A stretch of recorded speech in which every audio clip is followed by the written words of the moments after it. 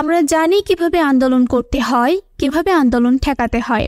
আমার কোনো মাস্তান দরকার নেই, লাঠির দরকার নেই, বন্দুকের দরকার নেই, কারণ আমি জানি আমার চেয়ে বড় মাস্তান আর কেউ নেই। শামীম ওসমান নিজের মুখে বলেছিলেন এই কথা। গত 3 যুগেরও বেশি সময় ধরে শেখ হাসিনার প্রত্যক্ষ সহযোগিতায় এভাবেই মাস্তানি করে নিজেকে একজন গডফাদার হিসেবে আবির্ভূত করতে সক্ষম হয়েছেন এই মাফিয়া সংসদ সদস্য শামীম ওসমান। শামীম ওসমান হচ্ছেন বাংলাদেশের সবথেকে বিতর্কিত পলিটিশিয়ানদের মধ্যে একজন। বলা হয়ে থাকে তিনি পুরো নারায়ণগঞ্জ কন্ট্রোল করে থাকেন। নারায়ণগঞ্জের আলোচিত 7 মার্ডার এবং ত্বকী হত্যা মামলায় শামীম ওসমানের নাম জড়িত আছে। তার বিরুদ্ধে শত শত অভিযোগ ওঠার পরেও তার বিরুদ্ধে ব্যবস্থা নেওয়ার কোনো সাহস কারো নেই। বিভিন্ন রিপোর্টে বলা হয়েছে বিএনপি ক্ষমতায় থাকাকালীন শামীম ওসমান বোরখা পরে দেশ ছেড়ে গোপনে পালিয়েছিলেন। তাই অনেক মানুষ তাকে বোরখা শামীম বলে ডাকে। একেএম শামীম ওসমান জন্মগ্রহণ করেন 28 ফেব্রুয়ারি 1961 সালে। তিনি বাংলাদেশ আওয়ামী লীগের একজন রাজনীতিবিদ, যিনি নারায়ণগঞ্জ 4 আসনের সংসদ সদস্য ছিলেন। তিনি নারায়ণগঞ্জ মহানগর আওয়ামী লীগের সাবেক সাধারণ সম্পাদক। 1996 সালে 7ম জাতীয় সংসদ নির্বাচনে শামীম ওসমান সংসদ সদস্য নির্বাচিত হয়। 2001 সালে অবস্থান হারানোর পর তিনি ভারত এবং কানাডায় আত্মগোপনে চলে গিয়েছিলেন। প্রায় 8 বছর পর 2009 সালে এপ্রিলে তিনি নারায়ণগঞ্জে ফিরে আসেন, যখন বাংলাদেশ আওয়ামী লীগ ক্ষমতায় ফিরেছিল। 2011 সালে তিনি সেলিনা হায়াৎ আইভির কাছে নারায়ণগঞ্জ সিটি মেয়র নির্বাচনে হেরে যান।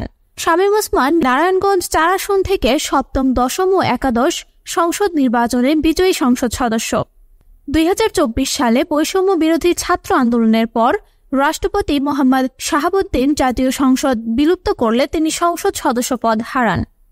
ছাত্রজীবনে সরকারি তুলারাম কলেজে পড়ালেখা করাকালীন মহিলা কলেজে অধ্যয়নরত সালমা ওসমান লিপির সাথে পরিচয় ও প্রেমের সম্পর্ক তৈরি হয়। পরবর্তীতে 11 জুলাই 1987 সালে সালমা ওসমান লিপির সাথে বিবাহ বন্ধনে আবদ্ধ হন। তাদের ঘরে 2 জন সন্তান রয়েছে। শামীম ওসমানের পুত্র অয়ন ওসমান। মজার ব্যাপার হচ্ছে শামীম ওসমান গত 10 বছরের ব্যবধানে হয়েছেন 6টি ব্যবসা প্রতিষ্ঠানের মালিক। তাছাড়া তিনি অনেক পরিমাণে জমি কিনেছেন এবং কিনেছেন লাক্সারি গাড়ি। সংসদ সদস্য নির্বাচন কমিশনে জমা দেওয়া হলফনামায় প্রকাশ্যে এসেছে তার মোট সম্পত্তির পরিমাণ এবং তার মোট ঋণের পরিমাণ। গত বছর নির্বাচনের সময় তার ব্যবসা প্রতিষ্ঠানের সংখ্যা ছিল 4টি, কিন্তু এবার তার ব্যবসা প্রতিষ্ঠানের সংখ্যা 1টি বেড়ে গিয়েছে। গত সংসদ নির্বাচনে তার ব্যবসা খাতে আয় ছিল 22,45,000 টাকা, কিন্তু এবার সেটা বাড়িয়ে দেখানো হয়েছে 36 লক্ষ টাকা। 2014 সালের নির্বাচনের সময় শামীম ওসমানের কাছে কোনো গাড়ি ছিল না। সংসদ সদস্য নির্বাচিত হওয়ার পর তিনি মোট 57 লক্ষ টাকা খরচ করে তার জন্য একটি বিলাসবহুল এসইউভি ক্রয় করেন। বিভিন্ন বেসরকারি তথ্য অনুযায়ী শামীম ওসমান হচ্ছেন 1000 কোটি টাকার মালিক। তো যাই হোক, মোট কথা শামীম ওসমান বাংলাদেশের একজন টাকার কুমির। তার কাছে ঠিক কত হাজার কোটি টাকা রয়েছে সেটা একমাত্র তিনিই বলতে পারবেন।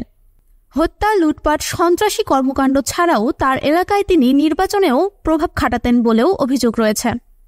সর্বশেষ সরকারি চাকুরিতে কোঠা সংস্কারের দাবিতে শিক্ষার্থীদের কর্মসূচিতে বিগত সরকারের দমনপীড়ন ও ব্যাপক প্রাণহানির মুখে সেই আন্দোলন পরবর্তীতে সরকার পদত্যাগের আন্দোলনে রূপ নেয়। ছাত্র জনতার অভ্যুত্থানে 5ই আগস্ট আওয়ামী লীগ সরকারের পতন হয়। আন্দোলনে নিহতের ঘটনায় শেখ হাসিনা এবং সাবেক সংসদ সদস্য শামীম ওসমান সহ আওয়ামী লীগের নেতাকর্মীদের নামে একাধিক মামলা হয়েছে। সরকারের পতনের পর শামীম ওসমান ও তার সহযোগীরা রয়েছেন আত্মগোপনে। এমন সময় সামনে আসলো আন্দোলন দমাতে শামীম ওসমানের অস্ত্র হাতে মহড়া ও আন্দোলনকারীদের উপর গুলি চালানোর ভিডিও। নারায়ণগঞ্জের কোঠা সংস্কারের দাবিতে আন্দোলনকারীদের উপর সাবেক সংসদ সদস্য শামীম ওসমান ও তার সহযোগীদের গুলি ছোড়ার একটি ভিডিও সামাজিক যোগাযোগ মাধ্যমে ছড়িয়ে পড়েছে।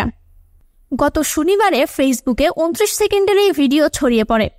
খোঁজ নিয়ে জানা যায় গত 19 জুলাই বিকেলে শহরের বঙ্গবন্ধু সড়কে আওয়ামী লীগ দলীয় সংসদ সদস্য শামীম ওসমানের নেতৃত্বে আওয়ামী লীগ, ছাত্রলীগ ও যুবলীগের নেতাকর্মীরা মিছিল বের করে এবং আন্দোলনকারীদের উপর গুলি ছোড়ে।